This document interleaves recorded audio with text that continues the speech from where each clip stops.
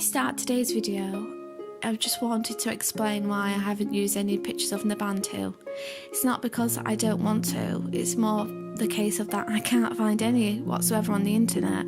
There was an image that might possibly be her, what I found on Google Images, of a schoolgirl who looks about 10, 11, but I wasn't entirely sure that it was her because on the website it seemed like it wasn't her, even though it says it was a girl of that name, but I wasn't 100% sure, so I didn't want to use it in case it was the wrong person, so I've just decided to use images of the moor instead where she was found. Thank you all for understanding. Nobantu, known as Mandy, was 15 at the time of her disappearance and was attending Buttershaw Upper School and lived at Dirk Hill Road in Bradford with her mother Mercy. She was last seen alive at a party in Manningham on the 16th of September 1995, and pathologists believe she died between then and the 20th of September.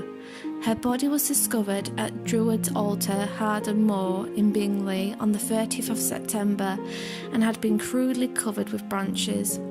She had not been reported as missing for 3 weeks as her mother believed she was staying with her friend.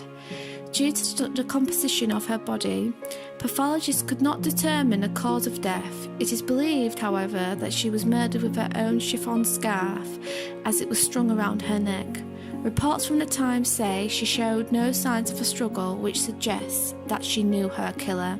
She was known to hang around amusement arcades and cafes in Manningham and Bradford city centre, and the police did focus on her friends and acquaintances, especially those at the party when Nobantu was last seen alive.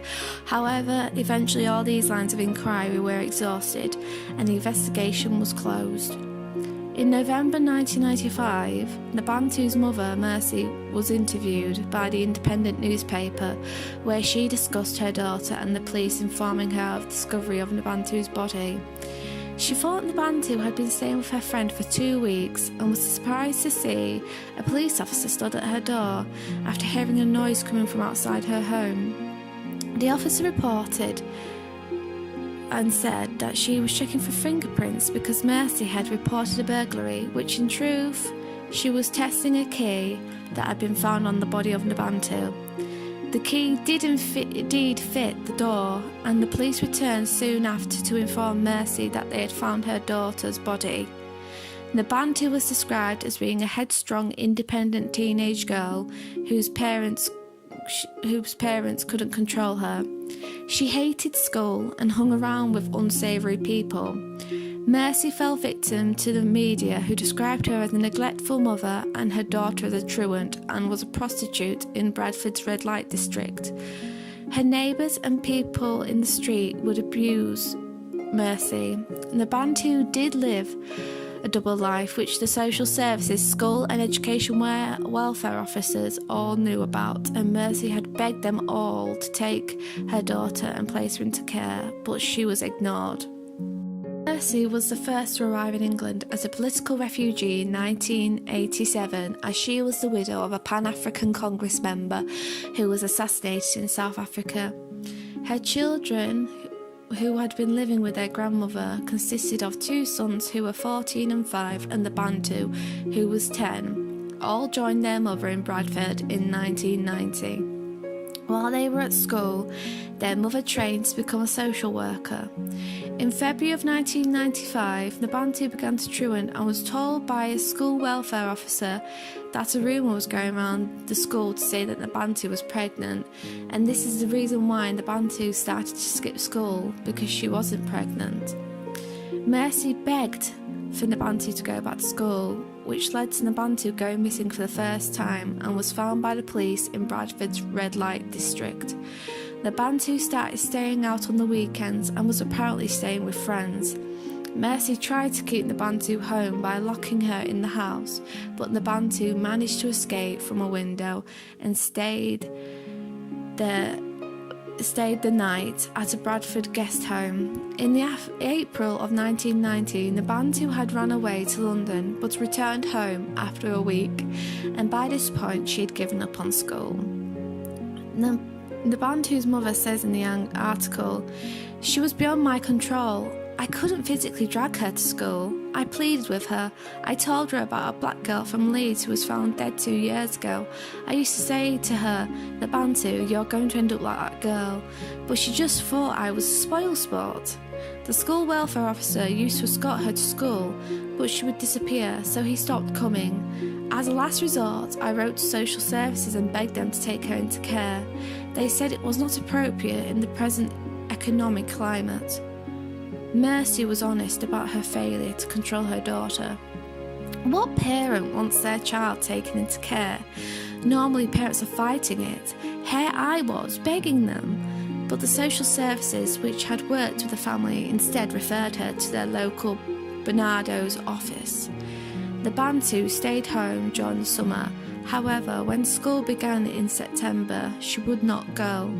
A school friend of Nobantu's, who was seen as a respectable girl to her mother, lived near the school and asked Nobantu to come and stay with her for a few weeks, and assured Mercy that she would make sure Nobantu went to school.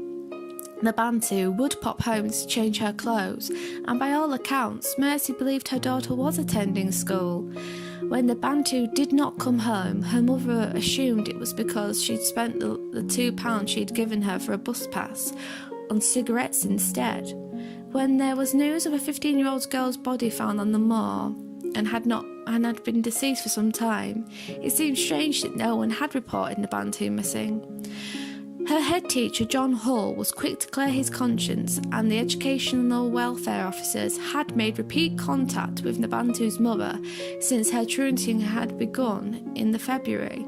Mr. Hull did say that although the school were aware of her poor attendance, which totalled to less than a week between February and September, she was not thought to be a priority. He blamed changes in legislation, and the rumour of Nobantu moving school influenced this decision.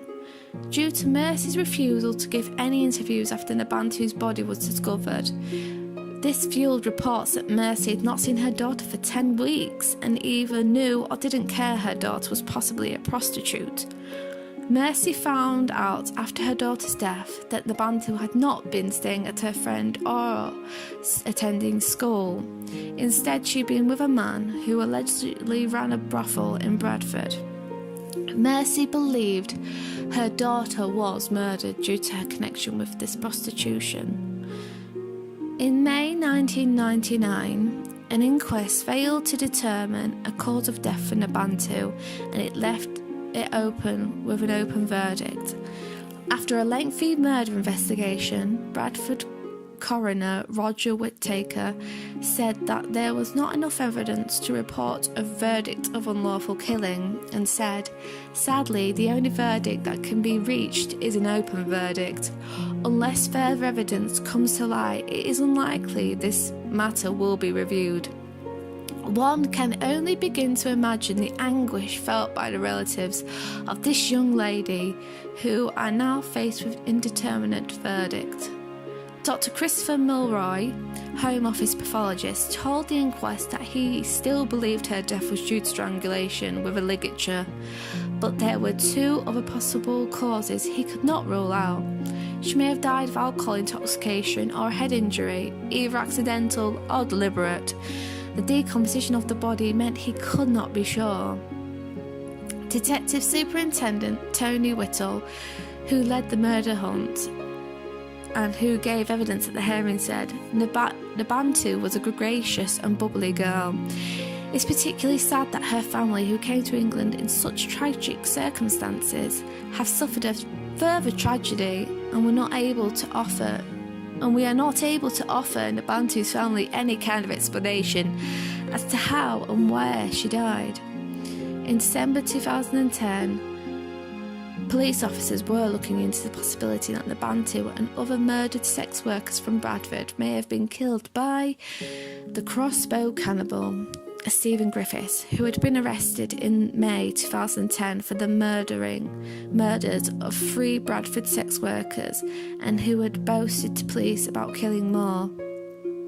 If he had killed Nobantu, he would have been 26 at the time, As far as I'm aware, police have not been able to connect Stephen with the Bantu or any of these other women's murders, apart from the 3 he was originally charged with. As of January 2019, there have been no further updates, and it seems that Nobantu's murder has been forgotten about. If you have any further information, please contact the West Yorkshire Police on 101, or you can anonymously contact Crimestoppers on 0800 555 111. Thank you all for watching.